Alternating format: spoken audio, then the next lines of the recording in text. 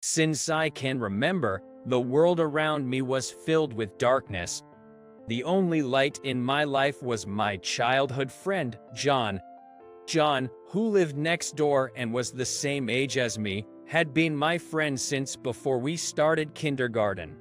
Even at the local park, no one ever approached me, but John would always came up to me without a care in the world and played with me.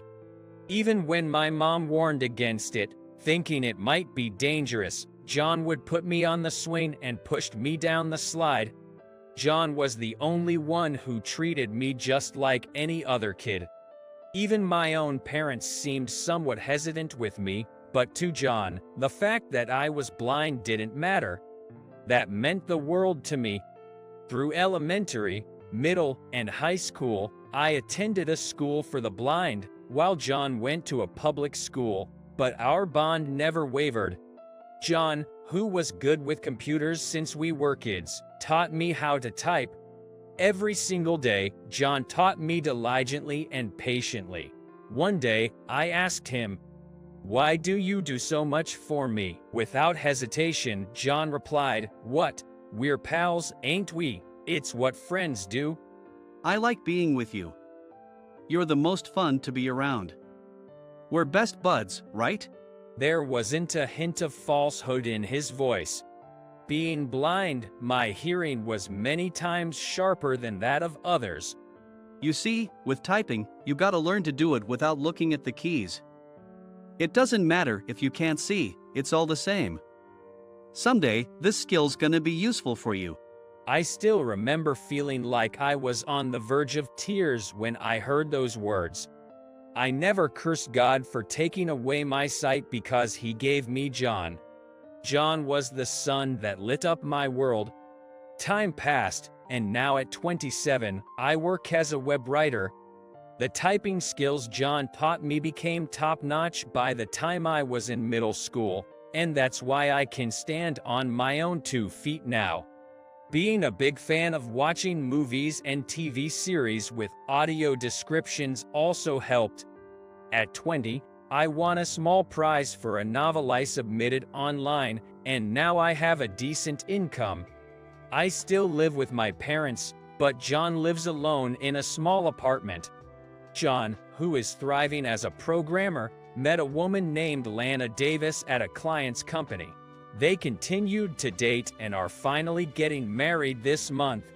I heard about it while drinking at John's apartment, and I was overjoyed as if it was about me.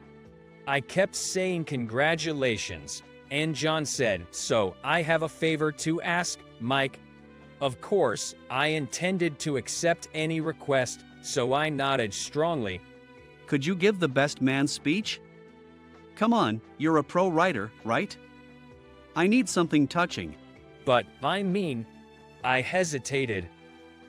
Lana, John's girlfriend, is the daughter of the president of the client company where John works. I heard Lana's parents were opposed to her marrying John, a regular guy, till the end. If I, being disabled, were to represent as his best friend, wouldn't it tarnish John's image? As if hearing my thoughts, John said, "Don't worry about silly things. You're my pride and joy, Mike." Lana also said she wanted you to speak. You got it? John's tone was sincere. I could tell he meant it from the bottom of his heart. All I could do was nod. Now that it's come to this, I decided to give a speech that would touch hearts. From that day, I kept pondering on what to say in the speech. Before I knew it, the day of the wedding arrived. Due to my nerves, I barely slept and got into the car. My mom, who was driving, said with a laugh, "It's not like you're the one getting married. You know, we arrived at the venue earlier than expected." As I was getting out of the car with my mom's help, a young man's voice said, "Mr. Smith, I'm Wilson, assistanting today's party. Pleasure to meet you." I replied, "Thank you," and Mr. Wilson discreetly took my hand. I bet John arranged this for me. He's always been such a considerate guy. We have about 2 hours before the ceremony. Would you like to wait in the lobby? I felt like breathing in some fresh air. I recalled this venue had a beautiful garden. If there's a place to sit in the garden, I'd like to go. Of course, said Mr. Wilson, taking my hand and starting to walk slowly. After a while, he sat me down on a bench. I felt the warmth of the sun on my shoulders and back, and it felt good. I'll be sitting here for a while, I said, and Mr. Wilson replied, I'll come back for you later, and then left. I rehearsed my speech inside of my head. After going over it a few times, I found myself saying it out loud. Practicing a speech. Someone asked, "Oh, yes, was I speaking aloud? How embarrassing." Then the person laughed and said, "I get it. Nervous, huh?" and seemed to sit down next to me. Is the person getting married a friend of yours? Yes, a childhood friend. Well, congratulations. The voice sounded like an older man's. From his voice, I could imagine a very calm person. He's an amazing guy. To me, he's like a beacon in my life. I couldn't help but say it. I was so happy about today, I felt elated. That's wonderful. Please, tell me more. There was no diplomatic remarks in the man's voice. Talking about John made me happy, and I found myself smiling. You see, I'm blind, but John never treated me differently. I think it was in elementary school. We got into a fight, and he really punched me. I was mad and punched him back. It was my first time getting into a physical fight because nobody ever tried to pick one with me. Remembering that time, I unconsciously touched my cheek. Never been punched by anyone before, John's punch was a real shocker for me. Yet, that punch was proof that John didn't see me as anything special. He wanted to introduce his girlfriend, so we met at a station. John took my hand and led me to the restaurant where she was waiting, and she was surprised to see us holding hands. John hadn't told her about my blindness. He said he forgot about it since he never really considered me as blind. He genuinely felt that way. Thinking about it warmed my heart. John was always like that. He always looked straight at the real me. He truly is a gift from God to me. I want him to be happy, always. I suddenly paused. Sorry, I just went on and on to a total stranger.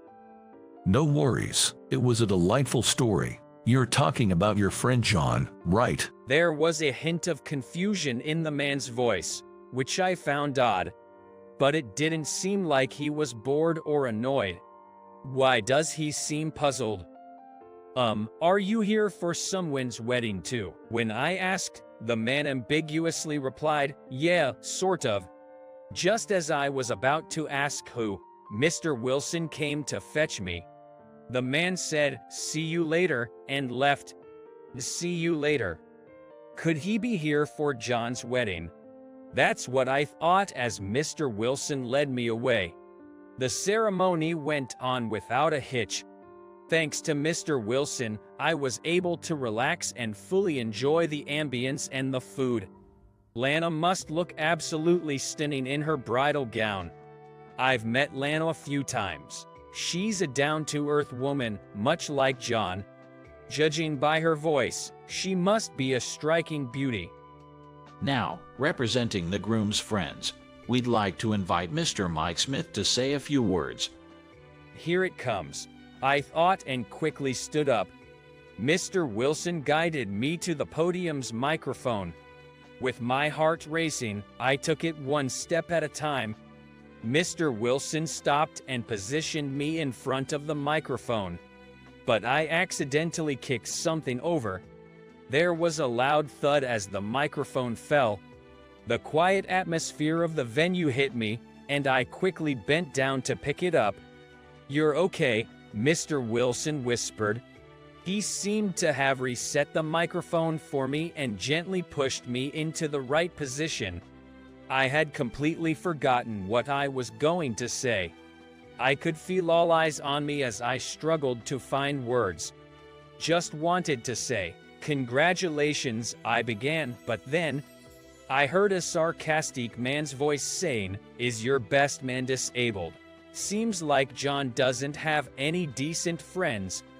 I was taken aback and turned towards the source of the voice. After hearing about the great love story that led to your marriage, maybe you should reconsider, Lana. Any man who'd let someone with a disability stand at the altar on the bride's most important day doesn't truly care about you. I felt like I'd been punched in the heart.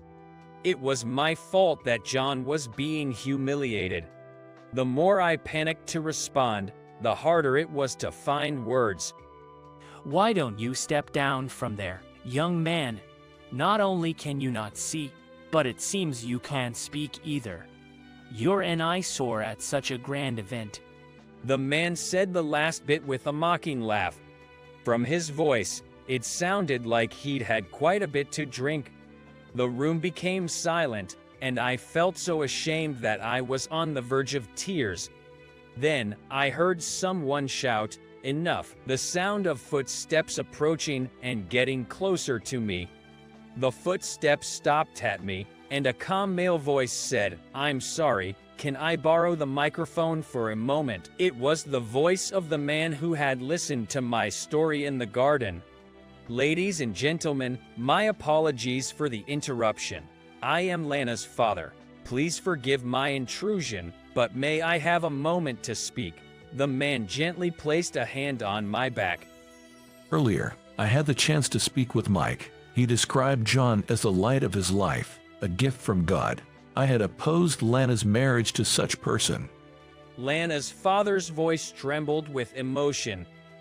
The rude man you heard earlier is the son of my business associate. I had hoped for Lana to marry him, believing he was a successful man.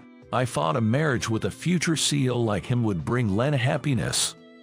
But after hearing his comments, I realize how misguided I've been. He paused before saying, "John, I admit I didn't know much about you.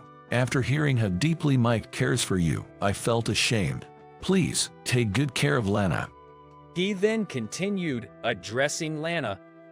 "You were right. I'm sure John will make you happy. Let me say it once more. Congratulations from your dad." Lana's voice broke with emotion. "Dad." A loud noise rang out, followed by rapid footsteps and the sound of a door slamming. It was probably that man leaving the venue. "We'd like to hear Mike's speech. Please go ahead."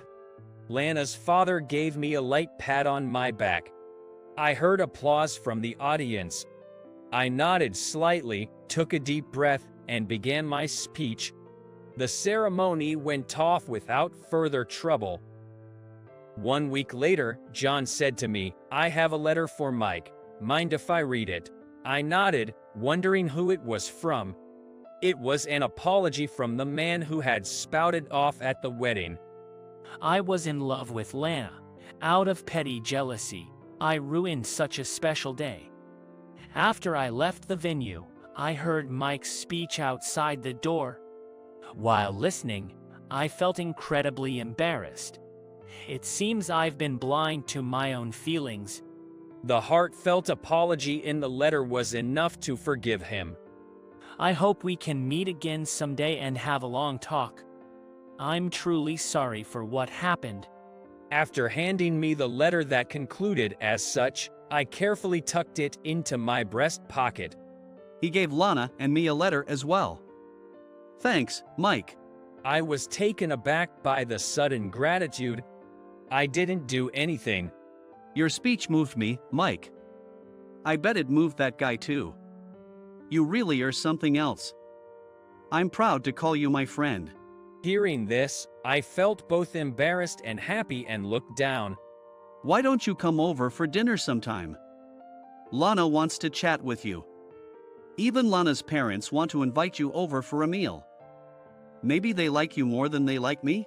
He laughed as he gave my back a couple of hearty slaps.